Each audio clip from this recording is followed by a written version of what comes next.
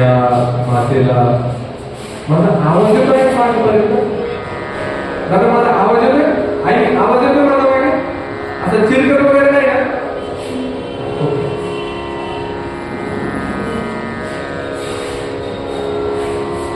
हिराईला आपल्यातनं जाऊ किंवा हिराईला आपल्यातनं हरवून आज बरोबर 1 वर्ष झालं. 1 वर्षानंतर आर्य सनातन हिंदू धर्मसंस्कृतीने आपल्याला ही परंपरा लावलेली, त्या परंपरेनुसार वर्ष श्राद्ध केली करता आपण या ठिकाणी सगळे जमलो. त्यांच्या मागे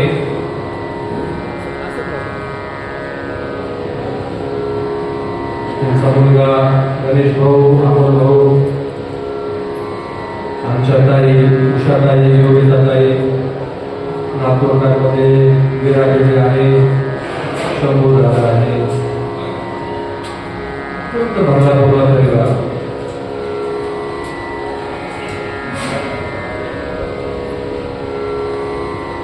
आजचा कार्यक्रम मला स्त्रीत्व या विषयावरती करायचा. मातृत्व नेमकं काय असतं, स्त्रीत्व नेमकं काय असतं, एक महिला, एक स्त्री, ही मला हिराईच्या अंगाने आज सांगायची. तुमचा खूप वेळ घेणार नाही, तुम्हाला पुढचा तासभर अत्यंत छान, सुंदर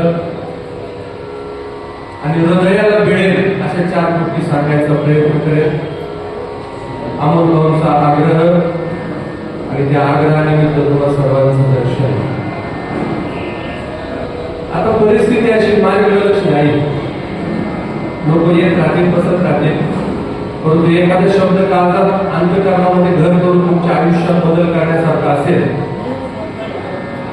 आणि तो जर तुमच्या कानावरती पडला नाही तर मोठं नुकसान व्हायचे चान्स आहे. त्याच्यामुळे थोडंसं शांत वातावरण, थोडं माझ्याकडे लक्ष देतात, 1 तास बघा.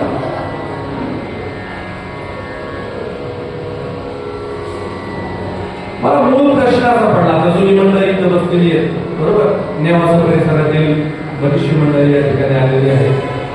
नेवासा म्हटलं दादा तर माझा जीवाचा विषय याच्याकरता आहे. ऐका, कोण नेवासाचे टाकतो का?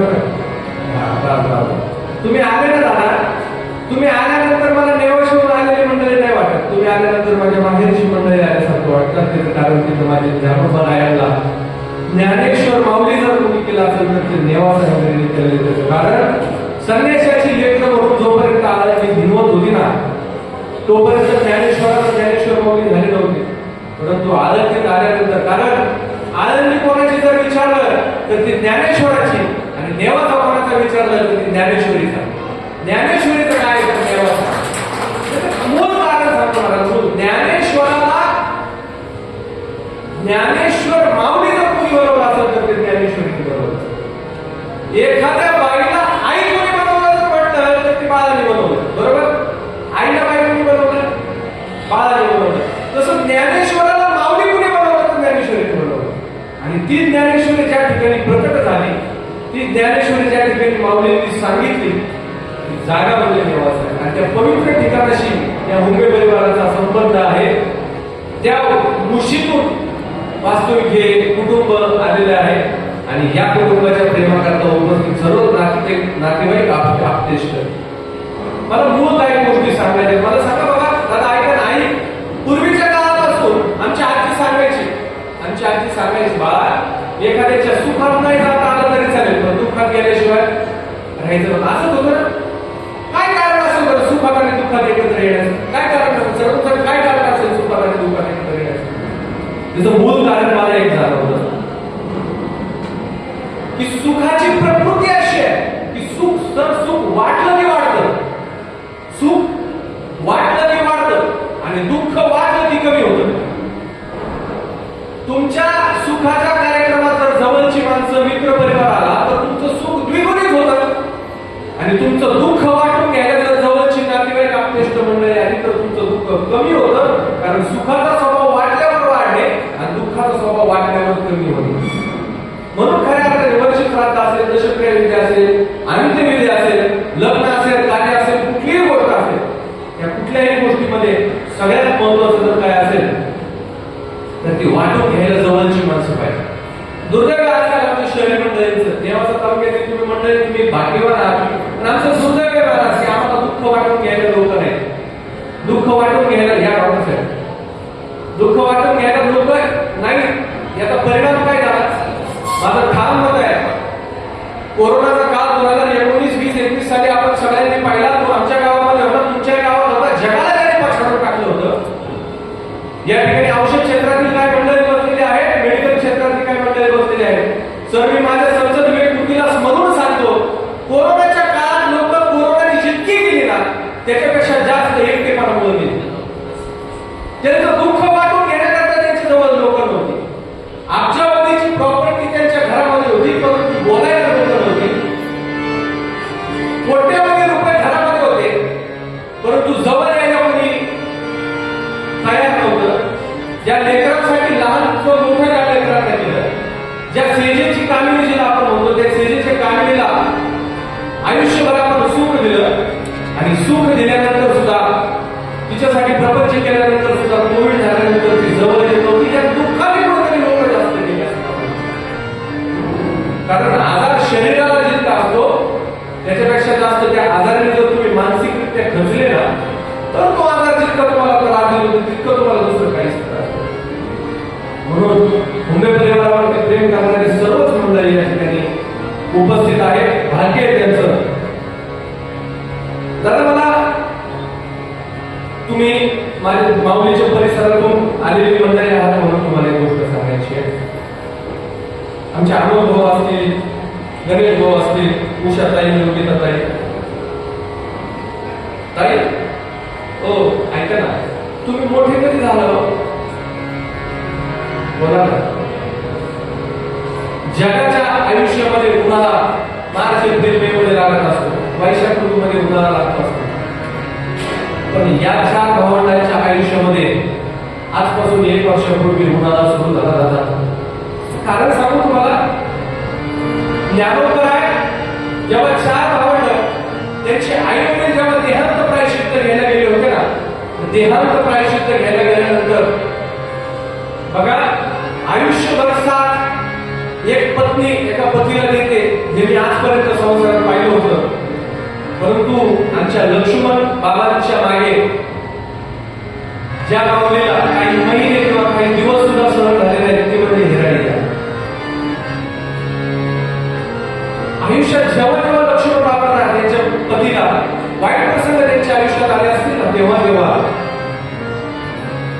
या आईसाहेब लागत असतील, तुम्ही घाबरू नका, मी तुमच्या मागे आहे.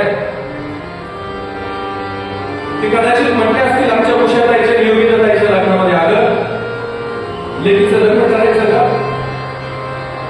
आपली तर अजून काहीच तयारी नाही. आमची हिराई म्हटली असेल, तुम्ही घाबरू नका, मी तुमच्या मागे आहे. अहो, यावर्षी पाऊस कमी पडला हो, आपल्याला काहीतरी करावं लागेल. जेव्हा लक्ष्मण बाबा डोक्यात हातावर बसत असतील ना, तेव्हा ती हिराई पाठीवरती हात टाकून म्हणत असेल, घाबरू नका, मी तुमच्या मागे आहे. अहो, जिवंत असताना मी तुमच्या मागे म्हणणारी माता माऊली आजपर्यंत मी बघितली होती, परंतु मी आज पहिल्यांदा की पुढे गेल्यानंतर घाबरू नका, मी तुमच्या मागे आहे. आणि काहीच दिवसामध्ये त्यांच्या मागे इहलोकीची यात्रा संपून निघणारी माऊली कोण असेल तर त्यांची राहील. खूप मोठं सुकून टाकलं झालं. खूप आयुष्यभर त्यांनी एकमेकाला साथ दिली. माझा जोडीदार गेल्यानंतर आता मी आयुष्यात काय करावं, आता माझं कुणीच राहणार नाही या भावनेतून जेव्हा पती गेल्यानंतर आपल्या ह्या आयुष्यात काहीच नाही म्हणून पत्नीने सुद्धा देह ठेवला ना, हाताला त्यांचा भाव. परंतु ज्ञानोबरायाच्या आईने ज्ञानोबरायाच्या वडिलांनी विठ्ठल दत्त आणि रुक्मिणी मातेने जेव्हा देहांत प्रायश्चित्त घेतलं होतं, त्याच्यानंतर ही 4 भावंड दादा निवृत्ती ज्ञानदेव सोपान आणि मुक्ताबाई ती एकमेकांच्या गळ्यात पडली असावी आणि एकमेकांच्या गळ्यात पडून ती मुक्ता ही छोटीशी का म्हटली असं माहिती का, दादा आई कुठे रे, माझा सोपाना त्यानं मला म्हटलं असेल, दादा आपले बाबा कुठे आहेत रे. आणि 4 भावंड जशी सेरी वैरी झाली असतील ना, तीच अवस्था जेव्हा वडील गेले ना, तेव्हा या 4 भावंडांनी आईकडे बघितलं असेल. पण जेव्हा आई गेली ना, जेव्हा एकमेकाच्या गळ्यात पडून रडले असतील ना, तर रडत रडत म्हटले असतील, दादा आपल्याला कुणी नाही राहिले, आमचा अमोल दोघांना असेल आणि योगी तर नाही, आता आपल्याला आई कुठे आहे, आता आपल्याला वडील कुठे आहे. खऱ्या अर्थाने आयुष्यात मुलाला दिसून होत असेल ना, आई गेल्यानंतर वडील गेल्यानंतर. आई तुम्हाला सांगा ना, तुमचं माहेर कधी समजलं पाहिजे का दादा, यांचं माहेर कधी समजलं सांगू तुम्हाला. ज्या दिवशी माहेरातून बाळ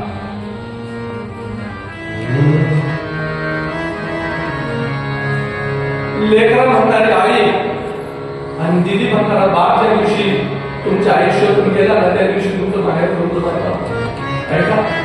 आणि या जेव्हा लक्ष्मण बाबा आणि हिराबाई यांनी एका मागे एक जेव्हा देह सोडला असेल ना, जी अवस्था या लेकरांची झाली ना, परंतु तुम्हाला सगळ्यात महत्वाचा विषय इथं सांगायचा मला,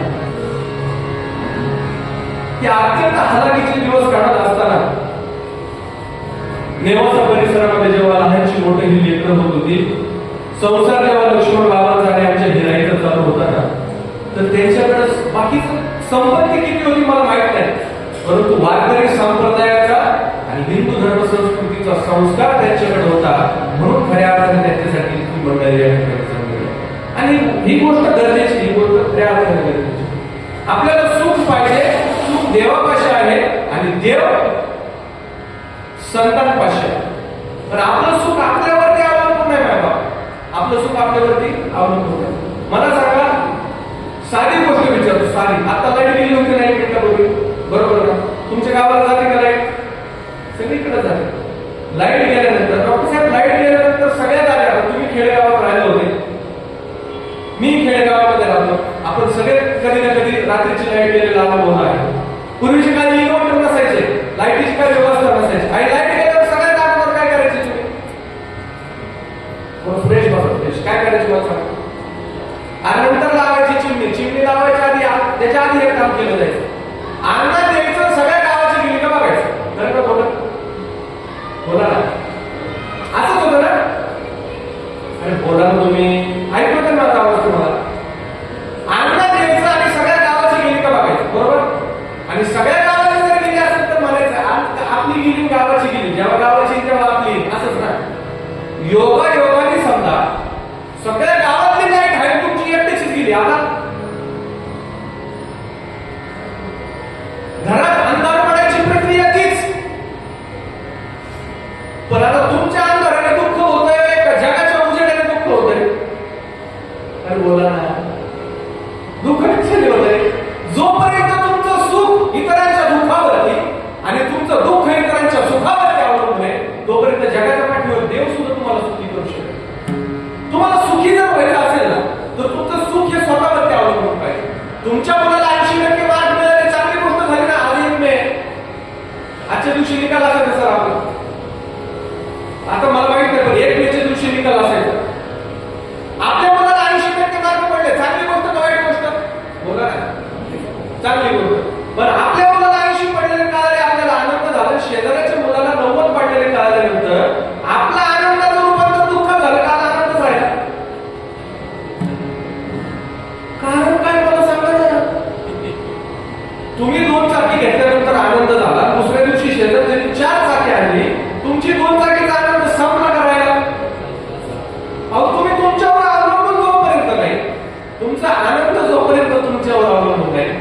तुमचं दुःख जोपर्यंत तुमच्यावरती अवलंबून आहे तोपर्यंत तुम्हाला सांगतो की तुम्हाला जगाच्या पाठीवरती कोणीच आनंदी आणि दुःखी करू शकत नाही. जग जर आनंदी करायला बसलेलंच नाही, जग तुम्हाला दुःखी करायसाठी बसलेलं आहे.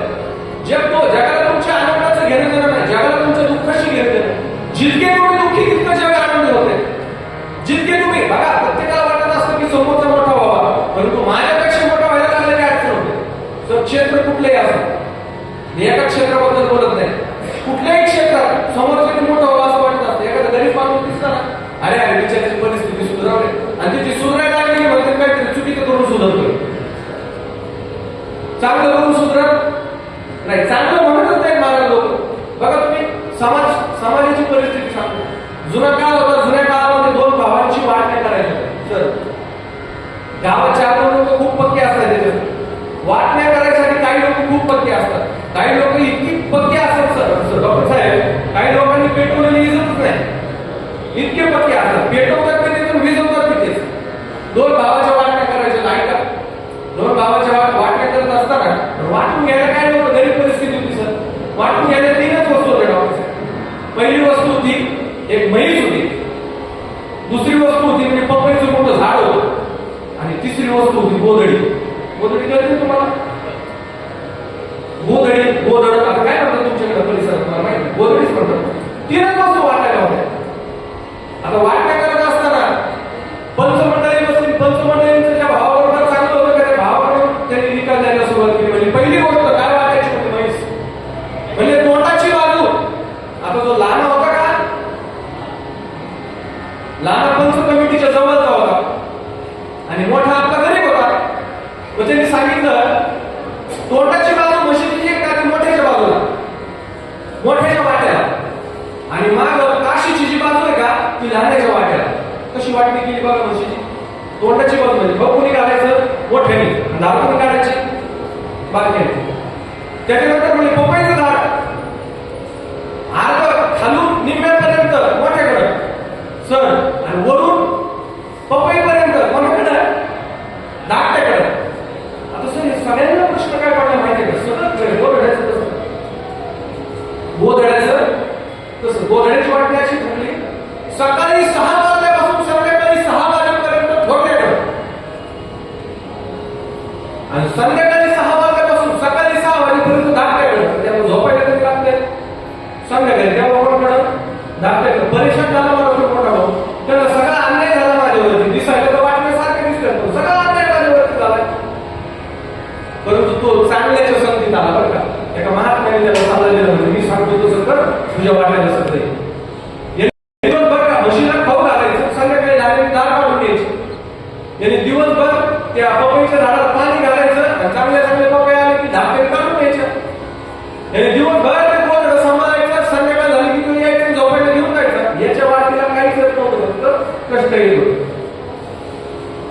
अशी वाटी झाल्यानंतर ते थोरल्याने सांगितलं आता मी नेमकं काय करू. ते थोरल्याला एक जणांनी सल्ला दिला, मी सांगतो तसं कर. बरं, हा संध्याकाळच्या वेळी म्हशीच्या काशीपाशी बादली घेऊन बसला का धार काढायला, हे मोठे काय करायचं माहिती का, त्या म्हशीचं तोंडावर फटका मारायचा. तोंडावर फटका मारला ना की तिची जीच लावून मारायची की बादली सकट तो मोठ्याच्या बाहेर. तो धक्का मारायचा, असं का करतो. त्यानंतर बघ माझी बाजू मी काय करेन. तो धाकटा म्हणला एक काम कर, मी धार काढतो, अर्ध दूध तुला अर्ध दूध मला, पण डोक्याला ताण काय करू नको. प्रश्न मी कसा करायला, पपईच्या झाडावरती तो पपई काढायला चालला, एक खालून कोराड घेऊन उभा राहिला. म्हणला काय करतो, म्हणलं माझी बाजू आहे, माझी बाजू आहे. ते म्हणलं तोडू नको, अर्धा पपई तुला देतो. प्रश्न मिटला करायला, मिटला करायला. सर ह्या दोन प्रश्नामध्ये लोकांना इंटरेस्टच नाही. गोधड्याचं कसं सर, पण गोधड्याचं कसं, सकाळी 6 वाजल्यापासून संध्याकाळी 6 वाजल्यापर्यंत थोड्याकडे गोधडा असायचं. संध्याकाळी 5:45 वाजले की त्यांनी भिजू घातलं. काय बादली भर पाण्यात गोधड भिजू घातलं.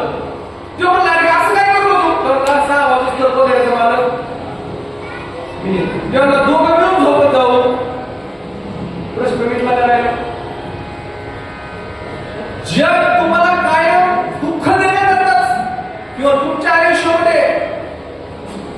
वेगवेगळे उपक्रम चुकीचेच करायला लावणार का तुम्ही? जग सुईचं सांगणार नाही तुम्हाला. सुईचं तुम्हाला कोण सांगेल तर महात्मे साधू संत तुम्हाला सुईचं सांगतील, गुरु तुम्हाला सुईचं सांगतील. आपल्याला सुईचं पटत, आपल्याला सुईचं पटत. ज्या आईने ज्या वडिलांनी लहानचं मोठं केलं, ज्या लक्ष्मणरावांनी ज्या हिराबाईंनी लहानचं मोठं या कुटुंबाला केलं, त्या कुटुंबाला काशीला जाण्याची आवश्यकता नाही बरं का सर. त्या कुटुंबाला तीर्थयात्रा करायची आवश्यकता नाही. त्या कुटुंबाची काशी आणि त्या कुटुंबाची तीर्थयात्रा इथंच आहे आणि इथंच आहे बरं का सर.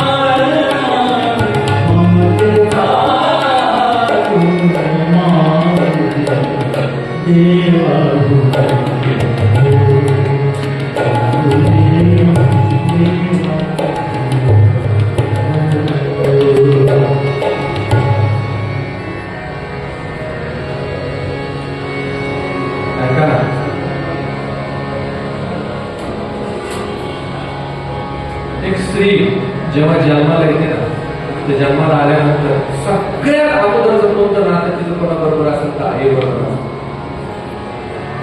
एखाद्या बाईला आईमध्ये परावर्तित करायची ताकद कोणामध्ये असते तर ती लेकरामध्ये असते. बघा, तुमची लहान मुलगी आठवा ना, आई तुमची लहान मुलगी आठवा. एक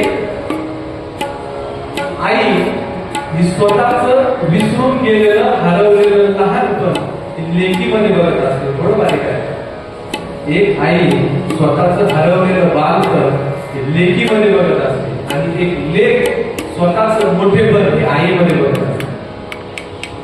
तुमची लहान मुलगी ना, तुम्हाला असं काय वाटत असतं, जी गोष्ट माझ्या वाट्याला आली नाही ना ती गोष्ट माझ्या लेकीच्या वाट्याला आली पाहिजे. सगळ्यांना वाटत नाही माझं शिक्षण राहिलं ना, माझ्या लेकीचं शिक्षण नाही राहिलं पाहिजे.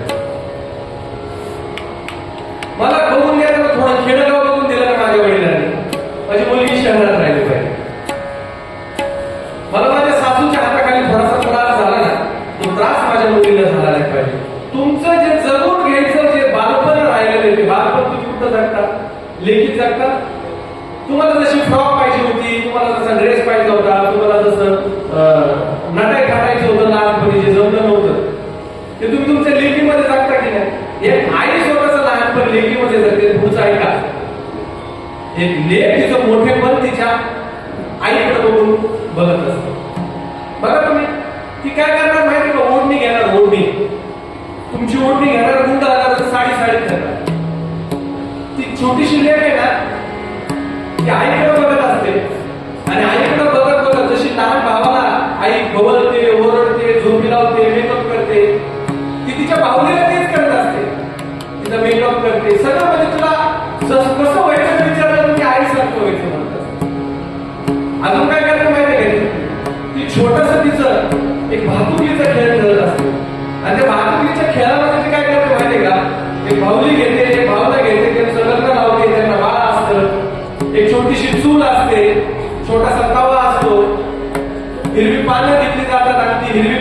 असते त्या पानाच्या चपात्या करते आणि त्या चपात्या करून वडिलांकडे घेऊन जाते, म्हणजे बाबा तुमच्यासाठी स्वयंपाक केला बघा बरं. आणि तो बाप सुद्धा कौतुकाने त्या लेकीकडनं घेतो आणि म्हणतो तिथे खूप छान झालं ग.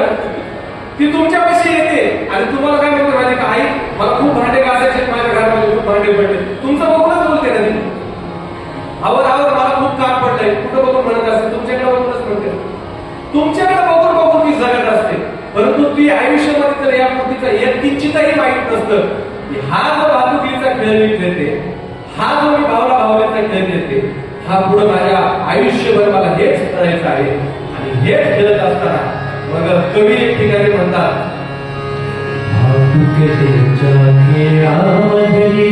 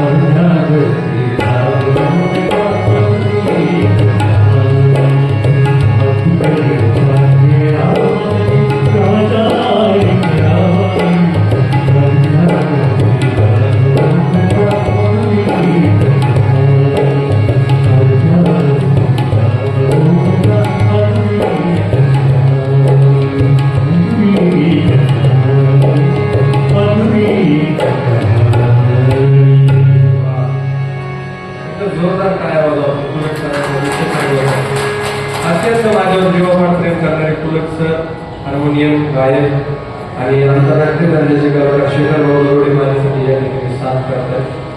भातुकलीच्या खेळामध्ये राजा आणि राणी ह्यावरती नाव मोडीला आजही लेखक आहे.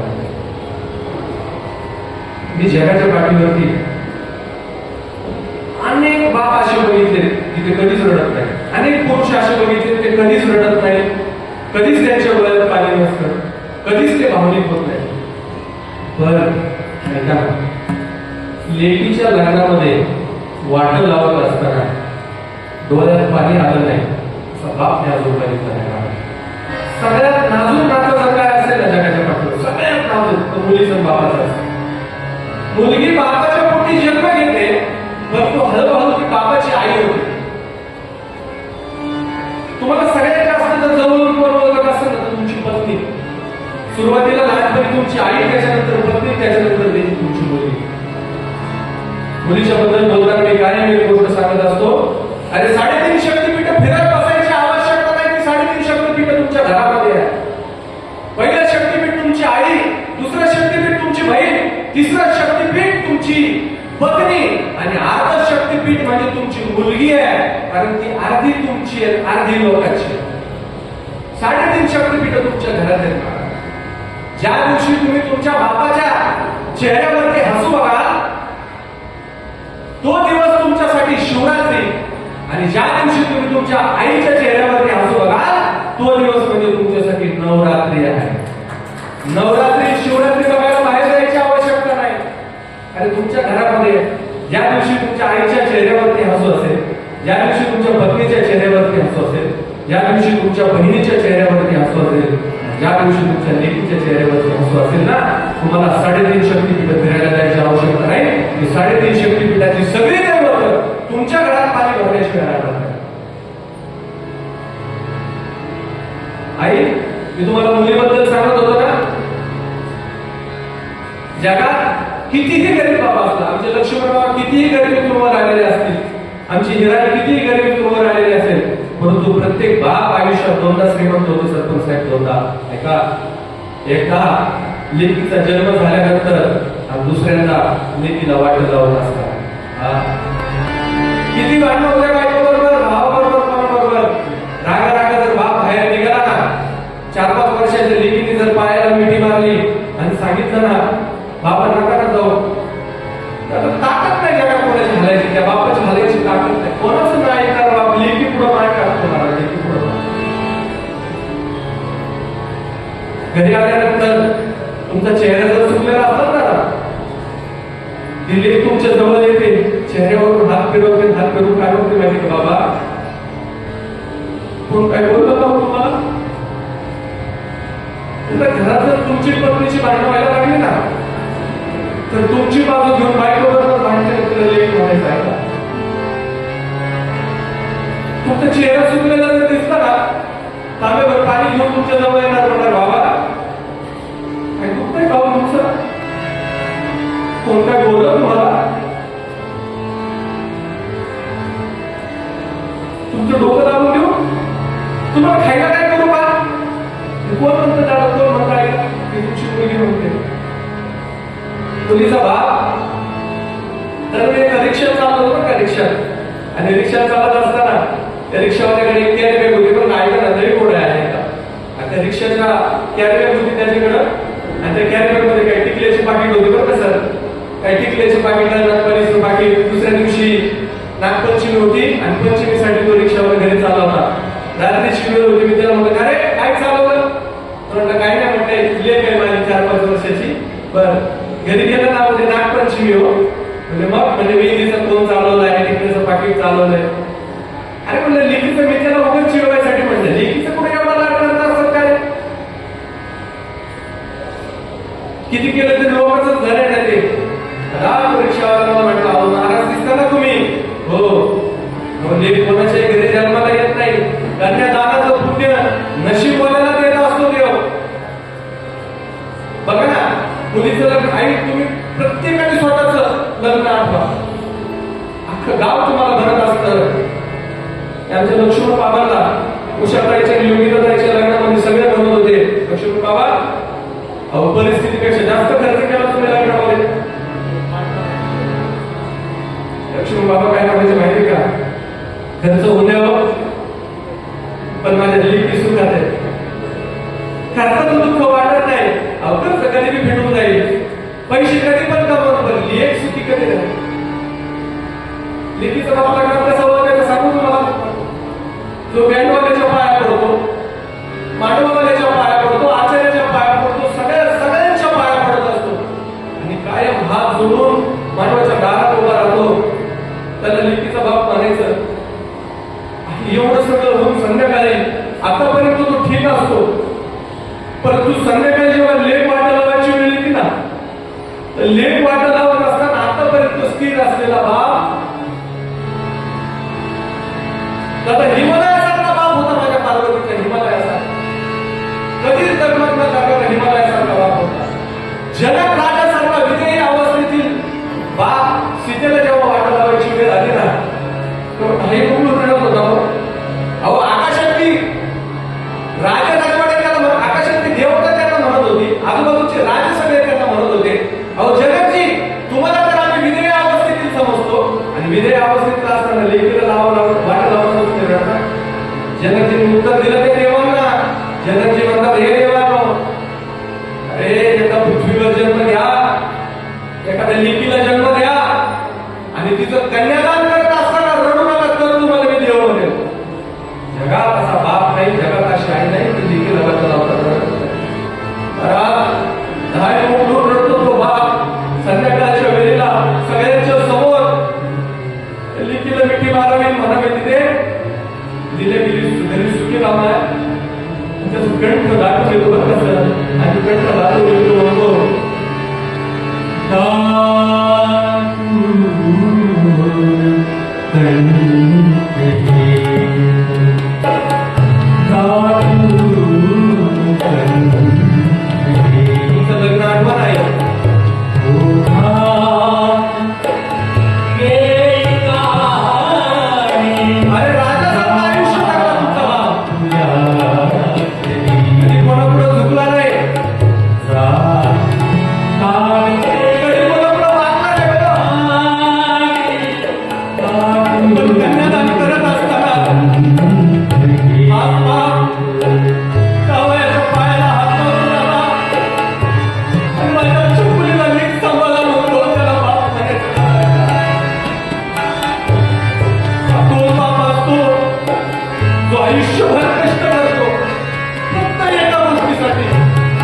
माझ्या लेकीचं लग्न चांगलं झालं पाहिजे, तुमची लेक सुखात राहिली पाहिजे. अहो हे लक्ष्मण बाबा आयुष्यभर शेती करत होते, ती राई त्यांना साथ देत होती. आयुष्यात कधी कोणापुढे झुकली नाही, कोणापुढे हात पसरले नाही. पण जेव्हा मुलगी वाट लावायची वेळ आली ना, तेव्हा समोरच्या व्यायाच्या समोर हात जोडतात आणि हात जोडून म्हणतात, गाडी बुवा माझी लेक लहान आहे हो, अजून तिला हे समजत नाही. एखादी गोष्ट चुकली तर तुमची लेक म्हणून पदरात घ्या. त्याला बाप म्हणायचं, त्याला आई म्हणायचं.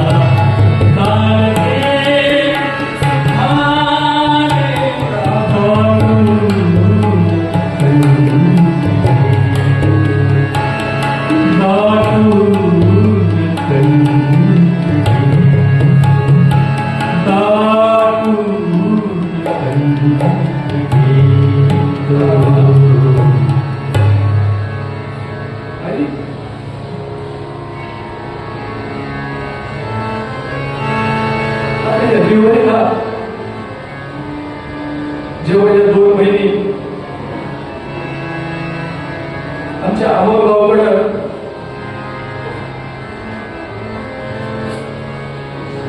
आमची योगिताताई येईल, आमची उषाताई येईल. भाऊ दिवाळीचं सण करणार नाही असं नाही हो, पण पाठीवरती हात टाकून तिथे तुझं आता बरं आहे का असं म्हणणारी हिराणी कुठून आणायची सांगा ना.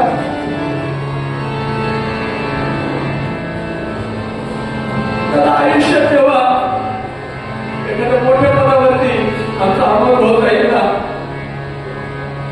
तेव्हा मोठ्या पदावरती गेल्यानंतर परत परत घरी यावं आणि घरी येऊन ज्या पायावरती डोकं ठेवायचं ना, पाय कुठून आणायचं सांगा. कितीही मोठा प्रसंग आयुष्यात आला तरी भिवू नको बाळा, मी तुझ्या मागे आहे असं म्हणताना हिराई कुठून आणायची मला तुम्ही सांगा. या लेकरात ज्ञानोबा तुकोबाची आई, माझ्या ज्ञानोबाची आई वडील गेल्यानंतर जी अवस्था त्यांची झाली त्या अवस्थेला मुंबईमध्ये बाहेर किती मोठं शौर्य गाजवलं, पण ज्यांना दाखवायचं तेच नसल्यानंतर ते शौर्याचं करायचं. किती मोठं दुःख आयुष्यामध्ये पचवलं, परंतु ते दुःख जिच्या पदराखाली बसून निवताना तो पदरच आता जर शिल्लक नसेल तर आता खऱ्या अर्थाने आयुष्यामध्ये जी कायमची कमी झाली ना आई बापाची ती कुणी भरून काढायची मला तुम्ही सांगा. आई बहिणी जर तेव्हा त्याच्या सदा बांधली ना, ऐका रे बाप, ऐका माय बाप, आई सगळ्यांनी सांगितले रे आता एक मिनिट बाप ऐका. बाप म्हातारा झालेला असतो, घरातील सगळा व्यवहार भावजेच्या हातामध्ये असतो. ती लेक जेव्हा भावाच्या किंवा बापाच्या घरी येते ना, आल्यानंतर 4-2 दिवस राहिल्यानंतर भाऊ म्हणतो, बाबा दीदीला फाट्यापर्यंत सोडून या, स्टँडपर्यंत सोडून या. तर आता त्या बापाकडे काही नसतो, परंतु शेतीतले बी बियाणातले 10-5 रुपये साचून 100-200 रुपये त्याच्या कोपरीच्या खिशात साचवलेले असतात. नातू कडेवरती घेतो, त्या लिकीची एक पिशवी दुसरी खांद्यावरती घेतो, बस स्टँडवरती जातो. 5 मिनिटानंतर बस आल्यानंतर कुपरीच्या खिशातले 200 रुपये काढायचे, तिच्या हातात द्यायचे, सांगायचे तिथे आता तुझा बाप गरीब झाला, आता तुझ्याकडे काय नाही. त्या 200 रुपयामध्ये अजून 100 रुपये 200 रुपये टाकते ती दिदी, परत त्या कोपरीत पैसे टाकते. म्हणते बाबा मला पैसे नको, सणासुदीला आल्यानंतर फक्त चप्पल सोडायला उमरा ठेवा बाबा, चप्पल सोडायला उमरा ठेवा. माझ्या या 2 बहिणींना तो उमरा करून आणायचं सांगा. आई बाबापेक्षा भाऊ जास्त करेल, भाऊ जास्त करेल, पण आई बाप जे करतील ते कुठून आणायचं. आई तुमची आई जोपर्यंत जिवंत होती, बाप जोपर्यंत जिवंत होता, तुम्हाला शपथ आहे माझी, मला तुम्ही सांगा ना तुमची पिशवी कधी मोकळी आहे का? तिच्यामध्ये कांदे तरी देईल, कुरड्या तरी देईल, लसूण तरी देईल, लोणचं तरी देईल, काही ना काही घालून देतील द्यायची तुमच्या घरी ते नाही असं नाही. परंतु आईची माया त्याच्यामध्ये जी होती ना, ती आईची माया खऱ्या अर्थाने महत्वाची होती. आणि ही जी आईची माया, ही जी बाबाची माया, तर आहे तोपर्यंत सांभाळावं, आहे तोपर्यंत सांभाळा. एकदा आयुष्यातून आई बाप निघून गेले ना, त्याच्यानंतर खाली काही नाही घडण बाकी मला. खऱ्या अर्थाने तुमच्यावरती प्रेम जर कोण करत असेल तर तुमची आई करते, बाप करतो. आणि ही आई आणि हा बाप तुम्ही जपा. ज्या दिवशी तुम्ही ह्या गोष्टी जपायचं शिकाल,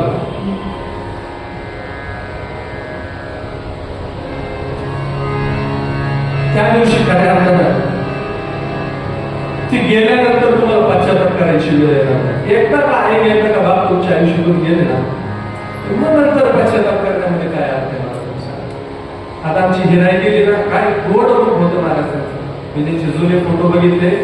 महाराज असं कपाळ भरून कुंकू लावायची माझी हिराई, कपाळ भरून. त्याच्या खाली छोटासा मुख्याचा मुक्का लावलेला असायचा. मी इतकं मोठं कुंकू, मला सांगा तुमच्या सगळ्याचं मिळून एकत्र गेलं तर तिचे एवढं बघितलं, इतकं कुंकू लावायची, बरोबर. पण ते मोठ्या कुंकूचं देवाने तिला दिलं काय माहिती का? नवऱ्यानंतर वर्षभर सुद्धा ठेवलं नाही महाराज. काही दिवसामध्येच देवाने तिला नेलं. त्याचं कारण त्या कुंकवाची ताकद होती, त्या पातिव्रत्याची ताकद होती, त्या पती धर्माचं पालन करायची ताकद ती होती. त्या ताकदीच्या जीवावरती पतीच्या मागे लगेच ती गेली वर्षाच्या आतमध्ये. सामान्य गोष्ट आहे. आणि जेव्हा तुम्हाला तुम्ही बाकीच्या गोष्टीचा जास्त लोड घेऊ नका. माझ्याकडून पंढरपूरची वारी होईल का, माझ्याकडून देवाचं काय होईल का, माझ्याकडून काय अन्न होईल का, नेणं होईल का, या गोष्टीची तुम्ही जास्त काळजी करू नका. तुम्ही एकच काळजी करा, माझ्या घरात असलेली आई आणि माझ्या घरात असलेला बाप यांच्या तोंडावर हसू कधी कमी झालं नाही पाहिजे. आणि ही भूमिका जेव्हा तुमच्याकडे येईल, या भूमिकेत ज्या दिवशी तुम्ही याल, त्या दिवशी खऱ्या अर्थाने तुम्हाला परमार्थ सापडला असेल. कारण परमार्थाचं मूळ गमन जर कशामध्ये असेल, कारण पंढरपूरचा विठोबा, त्याला तुम्ही सांगा कोण कोण गेले पंढरपूरला या ठिकाणी? थोडासा भाव बदलतो आता, थोडा भाव बदलतो आता. थोडं काय होतं, कोण कोण गेले पंढरपूरला मला सांगा. पण कोण नाही गेलं, तुम्हाला ऐकू तुम्ही काय म्हणतो. गेले म्हणलं तरी हात मत करणार, नाही म्हणलं तरी हात मत. तुम्ही नेमके कोण गेले बाबा? गेले का तुम्ही पंढरपूरला? एक तर गेले असतात किंवा नाही गेले असतात, बरोबर. पंढरपूरला जो पंढरपूरचा विठोबा उभा आहे ना, तो कोणासाठी उभा माहिती का? भक्त पुंडलिकासाठी उभा राहिला विटेवरी, घरी म्हणाली काय पंढरपूरला कोण आहे महाराज? जगाचा बाप अखिल कोण ब्रह्मांड नाही पंढरपूरचा विठोबा. मला अभिमान वाटतो मी त्या संप्रदायात जन्माला आलो, जो संप्रदाय, जगात अनेक संप्रदाय आहेत, परंतु बाकीचे संप्रदाय देवाच्या नावाने चालतात. पण तुम्हाला अभिमान आहे, त्या संप्रदायामध्ये जन्माला आलो, त्या संप्रदायाची चाकरी करतो, त्या संप्रदायाची सेवा करतो, जो संप्रदाय देवाच्या नावाने चालत नाही, जो संप्रदाय भक्ताच्या नावाने चालतो. पंढरपूरला जाताना देव म्हणताय, वारी कुठं जाते? आळंदीहून पंढरपूरला जाते विठोबाकडे, परंतु भजन कोणाचं आहे? ज्ञानोबा तुकोबाचं भजन आहे. भजन कोणाचं आहे?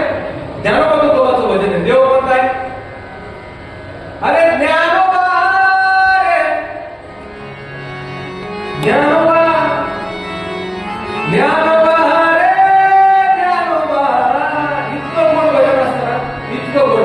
तुमच्या पारंपरिक चालू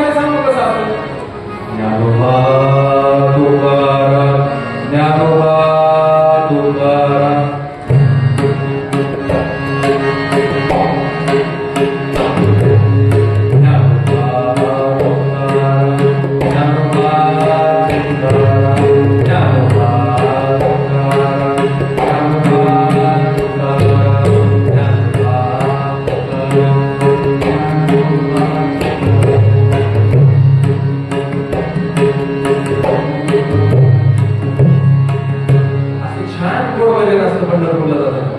ज्ञानेश्वर माऊलींचं भजन करत करत इतकं गोड असतं महाराज. आज तुम्ही जर कधी आळंदीवरून किंवा देहूवरून जात असले ना डॉक्टर साहेब, याचा भाव इतका असतो ना आमच्या वारकऱ्यांचा. तुम्ही जर एखाद्याला विचारलं ना, पुण्यामध्ये ज्ञानोबा आणि तुकोबा एकत्र येतात, दोन्ही पालख्या एकत्र येतात. पालखीत आल्यानंतर तुम्ही जर विचारलं ना, आई कोणाबरोबर आल्या, ती नवऱ्याचं नाव सांगत नाही, मैत्रिणीचं नाव सांगत नाही, माऊली बरोबर आले. दादा कोणाबरोबर आले, तुकोबा आहे बरोबर आलं. किती मोठा भाव आहे ज्ञानोबा तुकोबा आजही आमच्या सोबत चालतात. ही भावना 400 वर्षानंतर जिवंत ठेवायचं काम कोण केलं असं माझ्या वारकरी संप्रदायाने केलं. आणि या वारकरी संप्रदायाची दिंडी पंढरपूरला तुम्ही गेले नाही, पण दिंडी बघितली का? दिंडी बघितली का मायबाप? बघितली का नाही? दिंडी बघितली इथं लक्ष द्या. एक मिनिट होतं पुढचा. पंढरपूरला दिंडी चालली होती. एका गावामध्ये असा मुक्काम होता बरं का शेखर सर. मुक्कामाचं गाव जवळ आलं. दिंडीमध्ये 100, 150, 200 लोक असतील. एक 65-70 वर्षाचे आजोबा दिंडीमध्ये जात जात जात जात असताना भजन चालू होतं. ज्ञानोबा तुकाराम, ज्ञानोबा तुकाराम, ज्ञानोबा तुकाराम, ज्ञानोबा तुकारामचं भजन करत करत करत गावाच्या जवळ आले. भजना मंडळामध्ये ते आजोबा दिंडीपासून एक 200-400 मीटर वरती मागे राहिले. दिंडी पुढे निघून गेली. भगवी पताका खांद्यावरती घेतलेली, डोळे झाकांवर मिलित केलेले आणि चालत चालत ते बाबाचं भजन चालले. ज्ञानोबा तुकाराम, ज्ञानोबा तुकाराम, ज्ञानोबा. भजना मंडळामध्ये ते बाबा कल्लीत झाले होते. पाऊस पडलेला होता. रस्त्यावरती एक खड्डा होता. खड्ड्यात पाणी साचलेलं होतं. बाबा जेव्हा त्या वारकरी, तो जो वारकरी त्या 65-70 वर्षाचा वारकरी त्या गावामध्ये प्रवेश करत असताना सगळी दिंडी पुढे निघून गेले. एकटा वारकरी त्या वारकऱ्याचा पाय त्या खड्ड्यात पडतो आणि खड्ड्यात पडल्यानंतर त्या खड्ड्याचं पाणी उडतं. शेजारून चाललेली एक स्त्री होती. त्या स्त्रीच्या, त्या बाईच्या अंगावरती ते पाणी उडतं. बारीक काळजाचं कान करून ऐका मला तुमची 5 मिनिटं ऐका. खड्ड्यातलं पाणी त्या बाईच्या अंगावरती उडाल्यानंतर तिच्या मागे काही अंतरावरती तिचा मालक चाललेला होता. त्या मालकाला राग येतो. मालक ताड ताड ताड ताड पुढे येतो. त्या वारकऱ्याच्या कमरात लाग घालतो. वारकरी वरून मार मार मार त्या वारकऱ्याला त्या बाईचा मालक मारतोय. बाईचा मालक मारत असताना तो वारकरी असे हात जोडतोय. मारणाराला नाही बरं का, गोड आहे का, मारणाराला हात जोडत नाही माय बा. असा हात जोडतो आणि असं वरती बघतो आणि वरती बघून देवाला म्हणतो, देवा हा मारतोय म्हणून नाही रडत रे. मग परावयात आली रुक्मिणी समान हे व्रत घेऊन चालणाऱ्या ज्ञानोबा तुकोबाच्या वाटेवर आम्ही चाललो आणि माझ्यावरती आयुष्याच्या संध्याकाळच्या वेळेला हा जो तू डाग लावलाय ना, हा डाग माझ्या अंगावर लावला म्हणून रडतोय. खूप रडतो मला. गावातील 4 लोक मरी पडतात आणि त्या माणसाला म्हणतात, हो दादा नका मारू, हो म्हातारा माणूस आहे, इतकं नका मारू, चुकला असेल त्याच्याकडून. त्या बाईच्या मालकाने त्या वारकऱ्याला सोडून दिलं. वारकऱ्याला एका बाजूला घेऊन गेले. कुणीतरी पाणी प्यायला दिलं त्या वारकऱ्याला. वारकऱ्याच्या डोळ्याचं पाणी थांबत नाही. वारकरी डोळे आजून मिलित करतो, म्हणतो हरे कृष्ण हरे कृष्ण कृष्ण कृष्ण हरे हरे हरे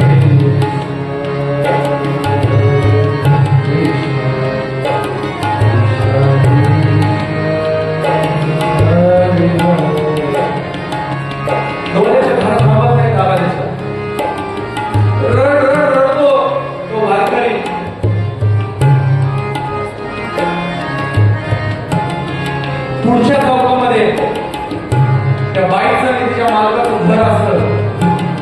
पाय ओले असतात. त्या बाईचा मालक चिऱ्याने हलू हलू हलू हलू वर चढतो. शेवटच्या पायरीवरती जातो. डोक्याच्या बाजूने खाली येतो. पायरीवर पायरी, पायरीवर पायरी करत करत डोक्याच्या बाजूने खाली येतो. शेवटच्या पायरीवरती येऊन जसं प्राण होतो त्या बाईचा मालक परत पावतो. संपूर्ण गावामध्ये आरोप होतो, अरे वारकऱ्यांनी श्राप दिला म्हणून त्या बाईचा मालक मेला, वारकऱ्यांनी श्राप दिला म्हणून त्या बाईचा मालक मेला. हा कथा संपूर्ण गाव त्या वारकऱ्याच्या समोर येऊन बोला होता. आणि समोर येऊन बोला झाल्यानंतर त्या वारकऱ्याला विचारतात, वारकरी दादा मागाशी त्या बाईच्या वारकऱ्याने तुम्हाला मारला, त्या बाईचा मालक मेला, तुम्ही श्राप दिला म्हणूनच मेला ना. आदर करून येणारा वारकरी होतो आणि त्या परंपरेतून येतो ज्या परंपरेमध्ये ज्ञानोबरायांना आयुष्यभर इतका अनन्वित छळ केला, परंतु ज्ञानेश्वरीतील 9000 ओव्यांपैकी एक ओवी सुद्धा त्यांनी स्वतःचा त्रास दाखवण्याकरता खर्च केली नाही. आम्ही त्या परंपरेतून येतो. जगद्गुरु तुकाराम महाराजांना आयुष्यभर अनंत त्रास दिला, परंतु 4000 अभंगांपैकी एक अभंग सुद्धा त्यांनी स्वतःचा त्रास दर्शवण्याकरता दिला नाही. त्या वारकरी संप्रदायातून आम्ही येतो. वारकऱ्यांनी दिला तर तो आशीर्वाद येतो, श्राप देण्याची परंपरा आमची आहे. गावातील 4 लोकांनी विचारलं, तुम्हाला जर श्राप तुम्ही दिलेला नाही ना, तो नाही दिला, त्या बाईचा मालक कसा मिळाला त्याचं उत्तर द्या. उत्तर तुमच्या घरी घेऊन जा रे माय बाप. सगळे बारीक आहे त्या वारकऱ्यांनी दिलेलं उत्तर. तो वारकरी म्हणतो, का हो दादा, मी भजनानंतर चाललेलो असताना माझ्याकडनं पाणी कोणाच्या अंगावर उडत होतं. शपथ आहे तुम्हाला माय बापाची, तुमचं सांगा कोणाच्या अंगावर पाणी उडत होतं. बोला ना, बोला, कोणाच्या अंगावर पाणी उडत होतं. त्या बाईच्या अंगावरती उडत होतं ना पाणी. बाईच्या अंगावर उडत, राग कोणाला आला होता?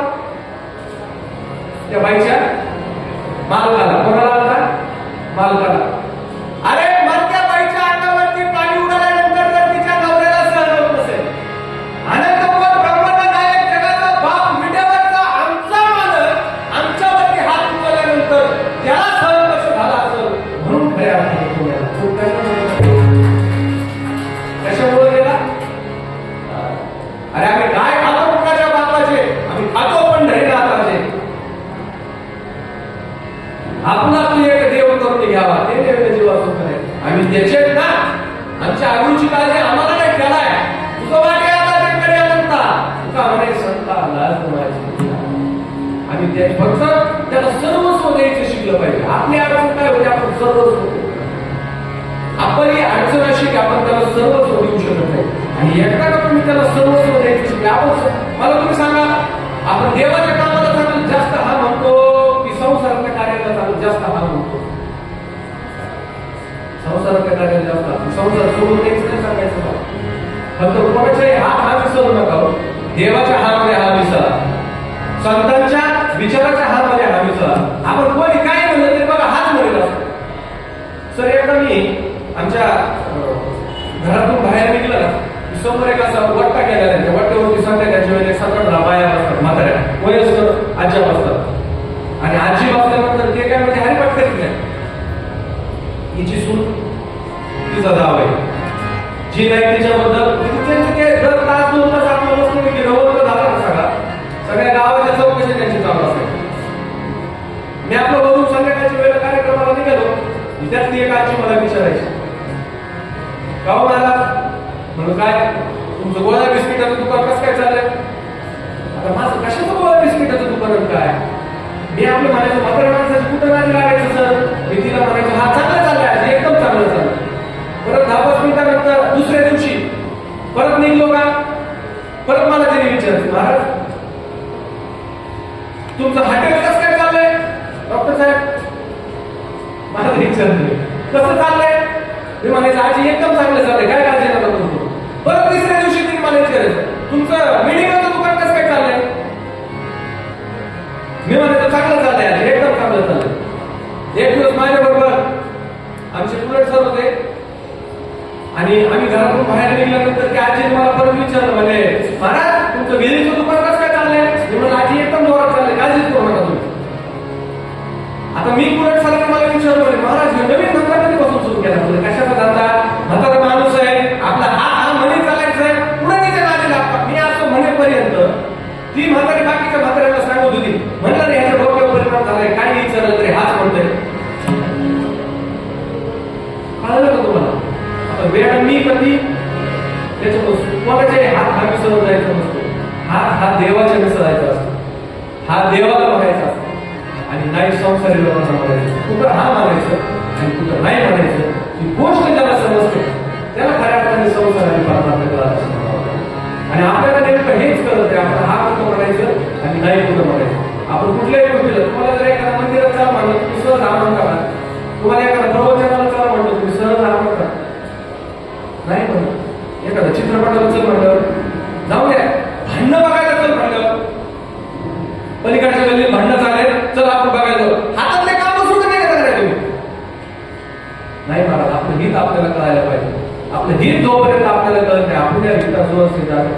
धन्य माता पिता तायांचे. आपलं हित आपल्याला आपला स्वार्थ नव्हतं, हित कळतंय का?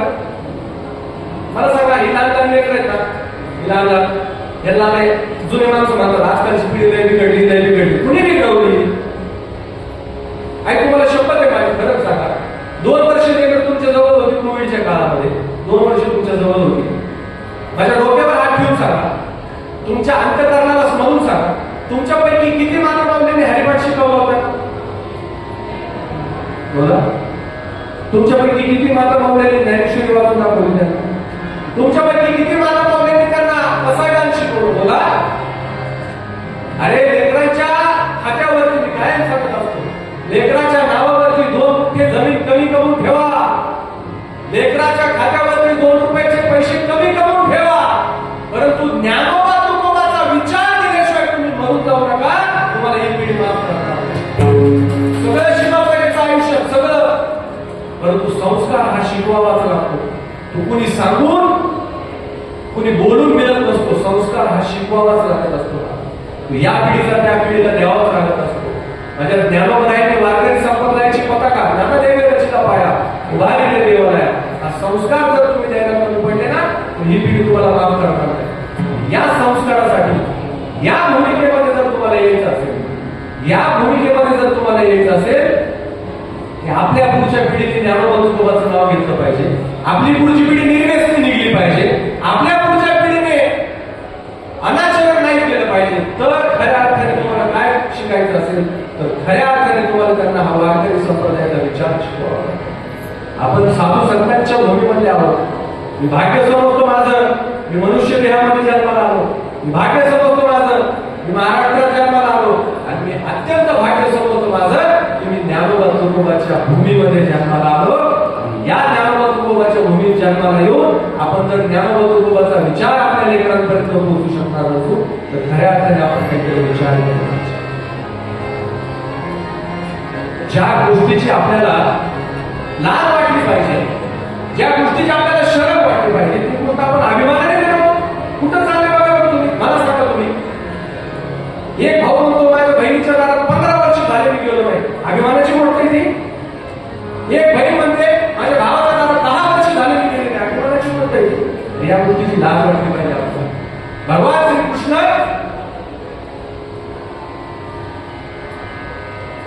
गोवर्धन उचलायला 1 करंगळी वापरतो, 1 करंगळी, आणि बासरी सांभाळायला 2 हात वापरतो. गोवर्धन उचलायला 1 करंगळी लागते आणि बासरी उचलायला 2 हात लागतात. त्या देवाला विचारलं, देवा अरे बासरी जड आहे का गोवर्धन जड आहे? देवाने दिलेलं उत्तर आहे का? तो म्हटला गोवर्धन उचलणं हा माझा पुरुषार्थ आहे आणि बासरीवरती माझं प्रेम आहे. मित्रांनो, पुरुषार्थ करायला ताकद कमी लागते, संघर्ष करायला ताकद कमी लागते, पण माफी मागायला आणि प्रेम करायला ताकद जास्त लागते. म्हणून भगवान श्रीकृष्ण बासरीला 2 हाताने उचलत होता आणि गोवर्धन बनवून एका करंगळीवरती उचलत. त्या बासरीला एकदा विचारलं, गोपिका म्हटले अगं 24 तास आम्ही त्याचं नाव घेतो, तू साधा आमच्याकडे बघत सुद्धा नाही. तू कधी त्याच्या पोटावर, कधी त्याच्या मोठावर, कधी त्याच्या पोटावर जाऊन बसतेस. तू नेमकं असं काय केलं? बासरीने उत्तर दिलं मला. बासरी म्हटले अगं मी काही करत नाही. म्हटले मग? म्हटले मी बाहेरून सरळ आतून मोकळी. तुम्हाला ज्या दिवशी बाहेरून सरळ आतून मोकळं होता येईल, देव तुम्हाला पाळ दाखवणार नाही. आपली अडचण अशी, आपण बाहेरूनही सरळ नाही, आतूनही मोकळे. बरोबर? ही गोष्ट जेव्हा आपल्याला कळेल ना, ज्या दिवशी या भूमिकेत आपण येऊ ना, आणि ही भूमिका जर तुमची परिपूर्ण झाली की आपल्याला मला सांगा ना, तुम्ही माफ करा त्याच्या माफी मागा आणि मोकळं जगा. किती दिवस जगायचे? किती दिवस आपल्याला तुम्ही सांगा. अमरपट्टा बांधून आलोय का आपण इथं? या ठिकाणी अमरपट्टा आता मेडिकल आमचे डॉक्टर साहेब या ठिकाणी, डॉक्टर साहेब चांगला म्हणणार माणसं तुमच्या डोक्यात डोळ्यासमोर आपल्याकडे हजारो रुपयांनी प्राण सोडलेला असेल.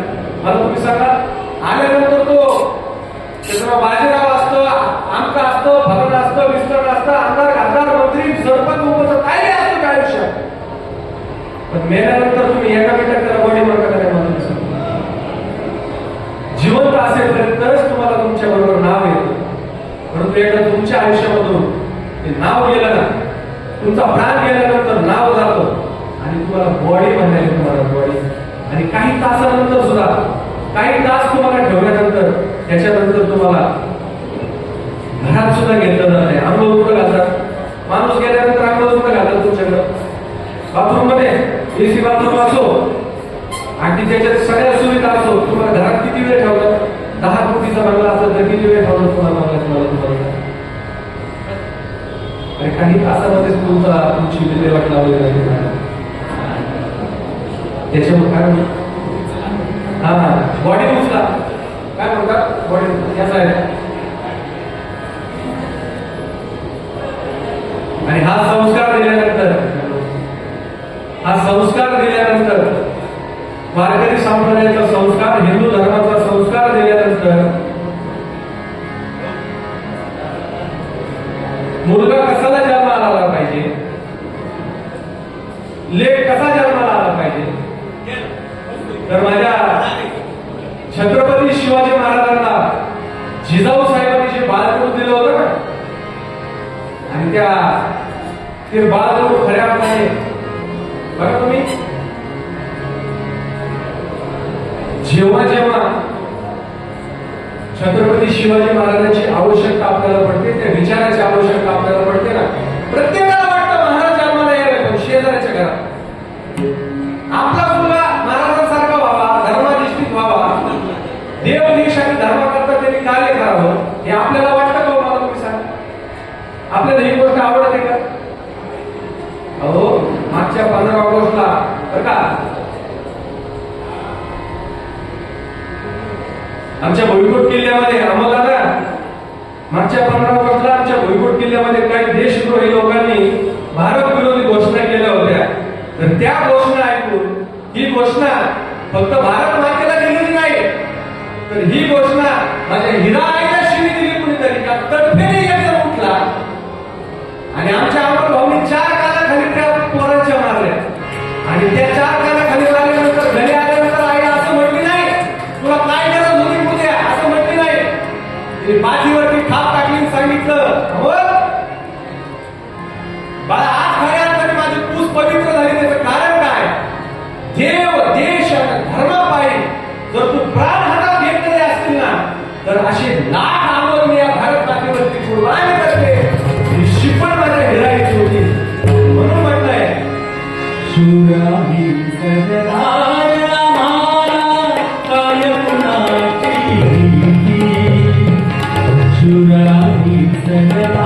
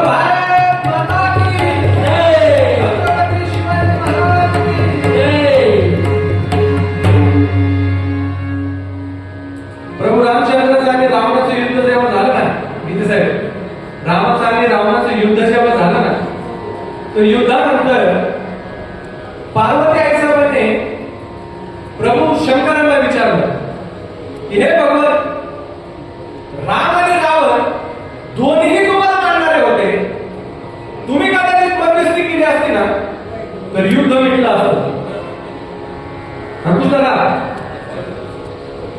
महादेवाने जर मध्यस्थी केली असती तर रामही त्याचा ऐकत होता, रावणही त्याचा ऐकत होता.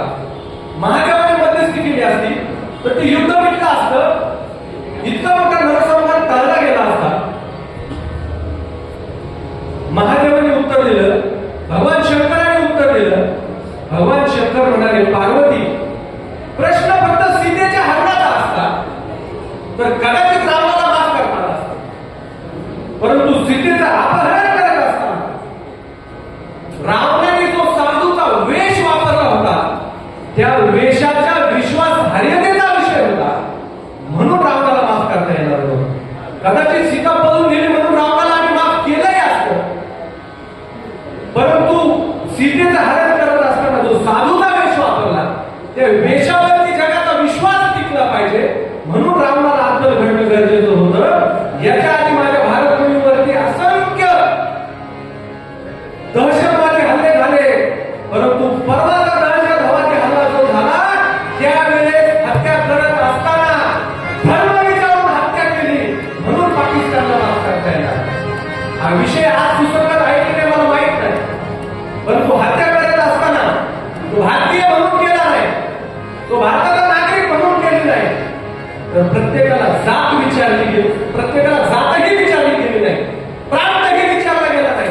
प्रत्येकाला विचारला त्याचा धर्म, आणि धर्माला विचारून जर हत्या केली असेल तर धर्म जिवंत राहण्याकरता आता त्या पाकड्यांना कुठंतरी आत्मल घडवण्याचं काम आपल्या सगळ्यांना करावं लागेल.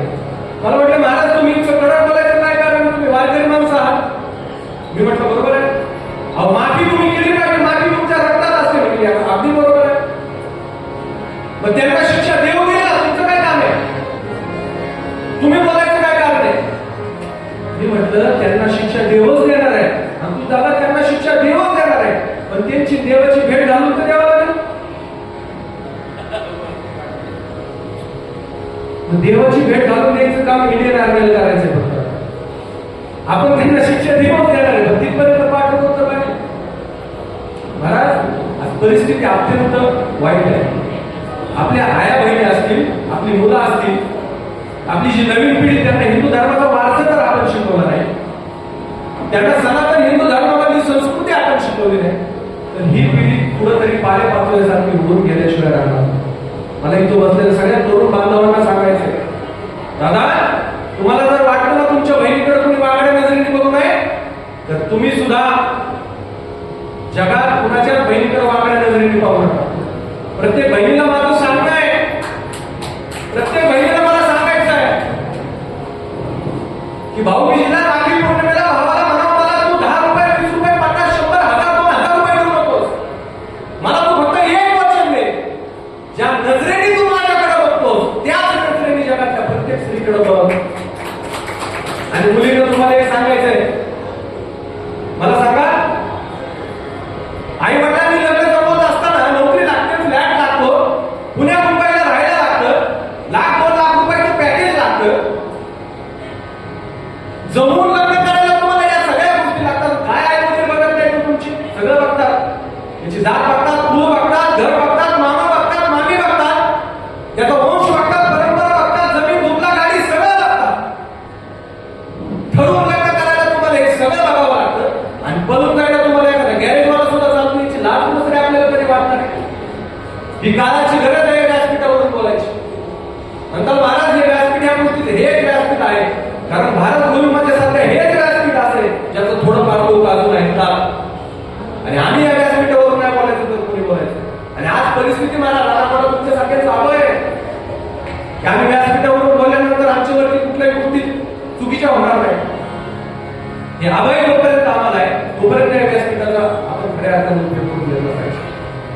आपण जेव्हा चुकीचं वागत असतो तेव्हा आपल्या आई वडील नेमकी काय त्यांच्या आयुष्यामध्ये अडचण येते हे कुठेतरी आपण पाहणार आहोत.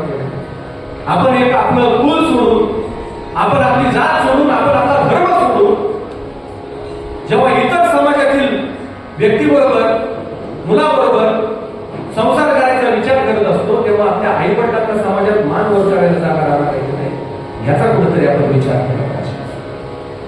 परिस्थिती अत्यंत भयानक आहे महाराज. बाहेर जर तुम्ही गेले, येणारा काळ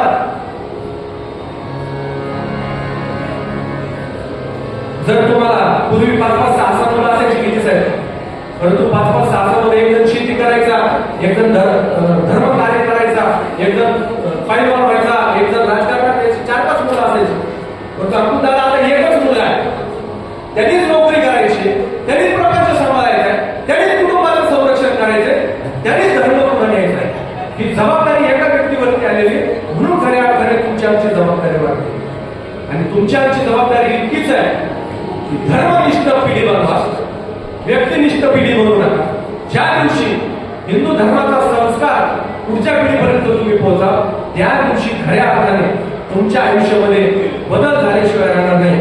आणि हा बदल कसा घडला पाहिजे तुम्हाला सांगतो. उगा मिळमिळीत पोरं बनवू नका. मुलाला मार्क किती टक्के पडले त्याच्यापेक्षा त्याच्या मनगटात जोडे किती बघा. मुलगा तुमचा फाटफाट इंग्लिश बोलतोय का याच्यापेक्षा संस्कृत मधला एखादा श्लोक त्याला येतो का बघा. मुलगा किती फॅशनेबल कपडे घालतो याच्यापेक्षा डोक्याला टिळा लावून का नाही दिले का बघा. आणि डोक्याला टिळा कसा लावायचा हे शिकायचं असेल तर आमच्या अमोल भाऊकडे बघा. डोक्याला टिळा कसा लावायचा असतो, डोक्याला टिळा कसा लावायचा असतो आमच्या अमोल भाऊकडे बघून तुम्ही बघा की डोक्याला टिळा कसा लावायचा असतो. आज लाज वाटतो मला डोक्याला टिळा लावायचे. आउटडेटेड समजतात लोक या गोष्टीला. आपल्या धर्म संस्कृतीला आपण आउटडेटेड समजतो. डोक्याला टिळा लावायचं तसं धार्मिक कारण आहे, तसं डोक्याला टिळा लावायचं सायंटिफिक कारण सुद्धा आहे. I am science graduate student. मी तुम्हाला वाटतं धोतर घातलं पाहिजे पुढे धर्म आणलाय असेल ना, आय एम पोस्ट ग्रॅज्युएट. विज्ञान अधिष्ठित प्रकारचं मी सुद्धा करतो, विज्ञान अधिष्ठित धर्म मी सुद्धा सांगतो, विज्ञान अधिष्ठित ह्या गोष्टी मी सुद्धा सांगतो. आम्ही काही अंधश्रद्धा शिकवत नाही, कारण आम्ही त्या परंपरेत आहोत ज्या जगद्गुरु तुकाराम महाराज म्हणले 900 पोरे होते तरी का करणे लागे पती. इतका उदात्त विचार 400 वर्षापूर्वी माझ्या जगद्गुरु तुकाराम महाराजांनी मांडलेला. आम्ही त्या परंपरेतले आहोत महाराज. आम्ही साधी दिसायला साधी असू, वागायला साधी माणसं असू, परंतु आमची परंपरा अत्यंत मोठी आहे. आम्ही ज्या हिंदू धर्म संस्कृतीमधून वारकरी संप्रदायामधून येतो, त्या संप्रदायाचा विचार जर खऱ्या अर्थाने पुढच्या पिढीला दिला तर पुढची पिढी कधीच भरकटल्यासारखी वागणार नाही. आणि हा विचार देण्यामध्ये कुठेतरी आम्ही कमी पडतो. हा विचार देण्यामध्ये जोपर्यंत आम्ही सक्षम ही सक्षमता खऱ्या अर्थाने वैचारिक पुढच्या पिढीमध्ये येणार नाही. अहो 7वी 8वीच्या मुलांनी आत्महत्या करावी का? काय करणार? परीक्षेला मार्क कमी पडले. 10वी 12वीच्या मुलींनी लटकून घ्यावं का? तर म्हणजे मला पाहिजे तिथं माझं लग्न करून दिलं नाही. इतकी पुरसटलेली, इतकी मानसिक दृष्ट्या आपण पिढी आपण बनवणार आहोत. आणि ही आपण पिढी मेलेली नाही ना, ही आपण पिढी स्वतःसाठी जर काही करू शकणार नसेल तर जगासाठी देशासाठी काय करणार आहे मला तुम्ही सांगा. अहो कुठं ते छत्रपती शिवाजी महाराज वयाच्या 14व्या वर्षी ज्यांनी हिंदवी स्वराज्याची स्थापना करावी, कुठे ते माझे ज्ञानोबा माईंनी वयाच्या 16व्या वर्षी त्यांनी जगाची माऊली व्हावं, कुठे ते माझे तुकोबराय त्यांनी वयाच्या 21-22व्या वर्षी छत्रपती शिवाजी महाराजांना हेरा तुमचे वित्त धन ते माझं मृतिके समान असं म्हणावं, कुठे ते माझे संभाजीराजे अगदी कोवळ्या वयामध्ये ज्यांनी देवासाठी, देशासाठी आणि धर्मासाठी स्वतःचं बलिदान करावं, ही पिढी घडवणं आपलं काम आहे. ही पिढी जर आपण घडवू शकलो नाही, ही लेकरं जर आपण मोठी करू शकलो नाही, आपण हा संत विचार जर आपण त्याच्यामध्ये करू शकलो नाही, तर ही भयानक परिस्थिती आणखी बाहेर झाल्याशिवाय चंद्रवादी संस्कृतीला जर आपल्याला वाटा द्यायचा असेल, मुलांना जर चांगल्या मार्गावरती आणायचं असेल तर खूप मोठे क्लास लावून खूप मोठ्या शाळेत घालून चालत नाही. त्याला घरातून विचार द्यावा लागतो, त्याला घरातून विचार द्यावा लागतो. मला आई तुम्ही सांगा, तुमच्या मुली आता नांदायला गेल्या ना, आता जे आपण होतो ज्याला फारकत म्हणायची जोर डायव्हर्स म्हणायचे, मला सांगायला खूप अभिमान वाटतो साहेब, मराठीमध्ये डायव्हर्सला शब्दच नाही. घटस्फोट हा शब्द जुळवाजुळवी केला जातो, मराठीतला नाही. या शब्दाचं कारण आपल्या हिंदू धर्म संस्कृतीत पतीला सोडून देणं ही संकल्पनाच नाही. नवरा बायको हा विधी 7 लग्नाच्या गाठी बांधून आपण आलेलो आहोत. आणि आजची जर परिस्थिती आपण पाहिली, त्याचं मूळ कारण तुम्हाला सांगू, मूळ कारण त्याचं कारण आहे. मला इथं बसलेल्या महिला तुम्ही सांगा, तुम्हाला शपथ आहे माझी, तुमची नांदायला गेलेल्या मुलीबरोबर गेल्या 8 दिवसापासून बोललाच नाही अशी एक मात्र मला इथं दाखवा. आहे कोणी तुमच्याकडं? बोला दादा, तुमच्याकडे कोणी आहे असं? 8 दिवस झाले मुली तुम्ही असताल, 8 दिवस झाले मुलीबरोबर वगैरे काय कोण असतो तुम्हाला रोज तिला फोन करायचं? तुमच्या मुलासारखा तुम्हाला बोललं पाहिजे मला. पांढऱ्या कपाळाने जेव्हा ती मुलगी समाजामध्ये फिरते ना तेव्हा समाज व्यवस्थेची किती हाल होतात ते बघा. नवरा बायकोची भांडणं होतात पण ती लहान लहान लेकरांनी काय केलेलं असतं त्यांना तर संसार घालून करायचा आहे हो. परंतु या परिस्थितीवरती कुठेतरी बोट आपण ठेवलं पाहिजे. आई प्रत्येक सकाळी फोन करेल, जेवली का, बसली का, येऊ तर द्यावं लागेल.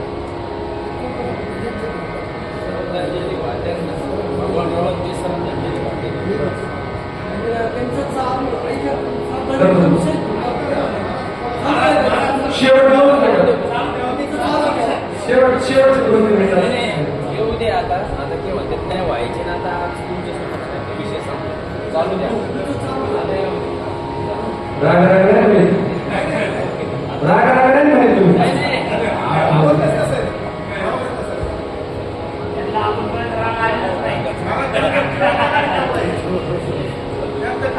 असं ऐका.